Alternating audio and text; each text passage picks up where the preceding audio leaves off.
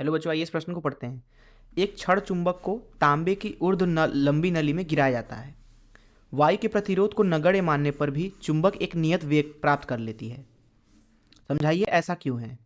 नली को गर्म कर देने पर चुंबक के अंतिम वेग पर क्या प्रभाव पड़ेगा। आइए इस प्रश्न की मुख्य अवधारणा की चर्चा करें। मुख्य अवधारणा, मान लीजिए हमारे पास में एक तार से बना हुआ एक कॉइल है, कुंडली है कुछ इस तरीके से। ये मान लीजिए इसका अक्ष है कुछ इस तरीके से। हम क्या करते हैं कि इसकी दो स्थितियां लेते हैं।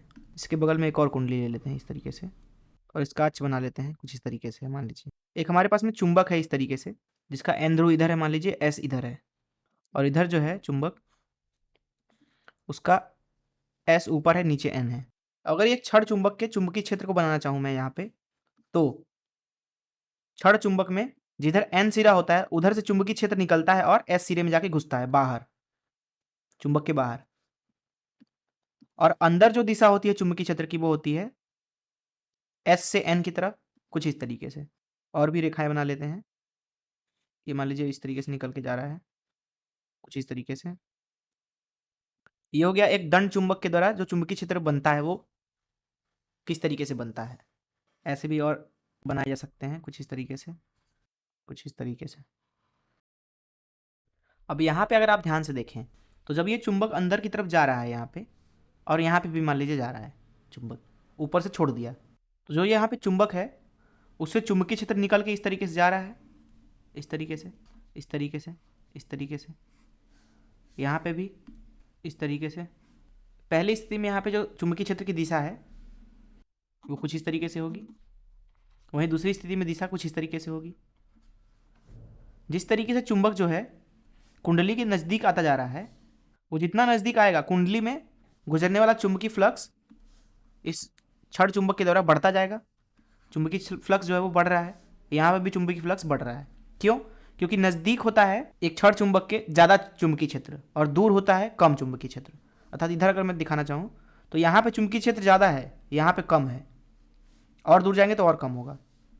अब लेंज का नियम कहता है कि अगर किसी कुंडली से फ्लक्स परिवर्तित हो रहा है तो उसमें विभव प्रेरित होता है इस तरीके से कि वो परिवर्तन का विरोध करे। फैराडे के दूसरे नियम से ई का मान लिखा जाता है डी फाई भागे डी टी, और लेंज के नियम से यहाँ ऋण चिन्ह आता है। यहाँ पे आप देखें ध्यान से तो ऊपर की तरफ जो चुंबकीय क्षेत्र है वो लगातार बढ़ता जा रहा है, जिस तरीके से चुंबक इसके पास आ रहा है। तो यहाँ पे धारा इस तरीके से प्रेरित होगी कि जो ये कुंडली है वो इस तरीके से चुंबकीय क्षेत्र बनाए कि चुंबकीय क्षेत्र को घटा सके। घटाने के लिए जो यहाँ पे वैद्युत धारा है वो इस तरीके से प्रेरित होगी, यहाँ पे इस दिशा में कुछ इस तरीके से। अगर धारा ऐसी प्रेरित होती है तो कुंडली का जो चुंबकीय क्षेत्र होगा वो नीचे की तरफ होगा, अर्थात चुंबक के चुंबकीय क्षेत्र से विपरीत दिशा में। वहीं यहाँ पे विद्युत धारा जो प्रेरित होगा उसकी दिशा इस तरीके से होगी, कुछ इस तरीके से।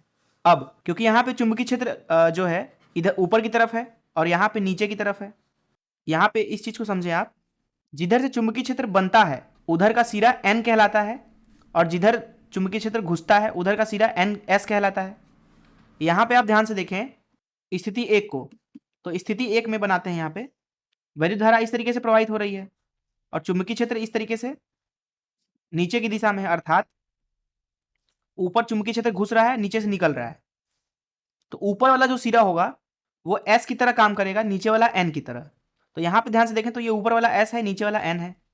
अब दो समान ध्रुव जो होते हैं एक दूसरे को ढकेलते हैं, तो यहाँ जो कॉइल है अर्थात कुंडली वो इस चुंबक के ऊपर की दिशा में बल लगाने लगेगा, मान लीजिए एफ आई।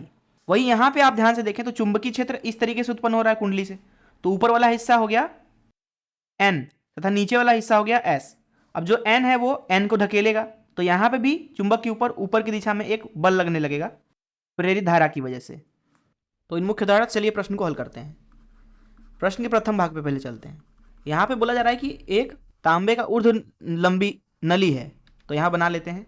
ये मान लीजिए तांबे की एक बहुत बड़ी लंबी है नली है, बहुत लंबी। अब देखिए इस पूरे तांबे के नली को हम मान सकते हैं ऐसे छोटे छोटे बहुत सारी कुंडलियों के रूप में। कुंडलियां भी तांबे से ही बनी है, वृत्तीय कुछ इस तरीके से, बहुत सारी, जो कि एकदम चिपका चिपका के रखी हुई हैं, तो कुंडली बना है कुछ इस तरीके से।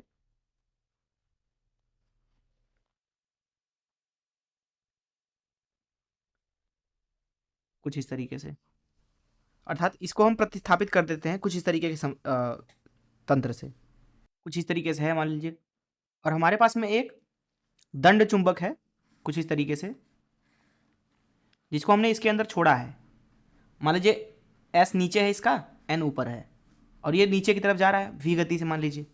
तो क्या होगा, जितनी लपेटें इसके नीचे हैं उनमें जो धारा होगा, अगर आप मुख्य धारा से देखें तो ये पहली वाली स्थिति बन रही है, उनमें धारा इस तरीके से प्रेरित होगा, अर्थात इस तरीके से, इस तरीके से, इस तरीके से, इस तरीके से। वहीं जो इसके ऊपर वाले बहुत सारी लपेटें हैं उनके अंदर जो धारा प्रेरित होगा, जो N है उनसे दूर जा रहा है, तो लेंज के नियम से वो उनको अपने पास खींचेंगी।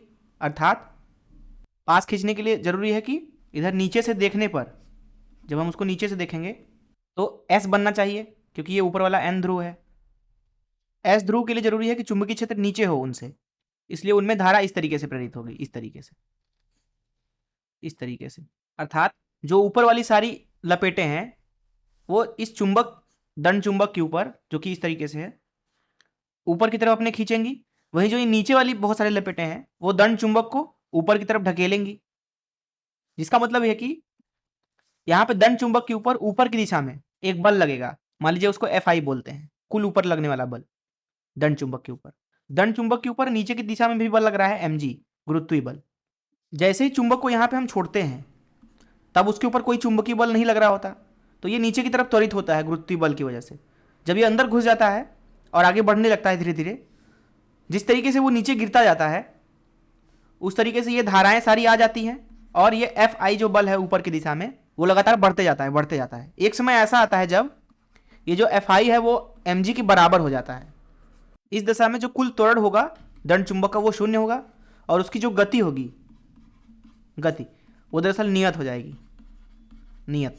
ये हो गया प्रश्न के प्रथम भाग का उत्तर। प्रश्न में पूछा गया था कि आखिर वो नियत गति क्यों प्राप्त करता है। जो यहाँ पे धाराएं प्रेरित हुई हैं, दरअसल इन धाराओं को बोला जाता है यहाँ पे भंवर धाराएं।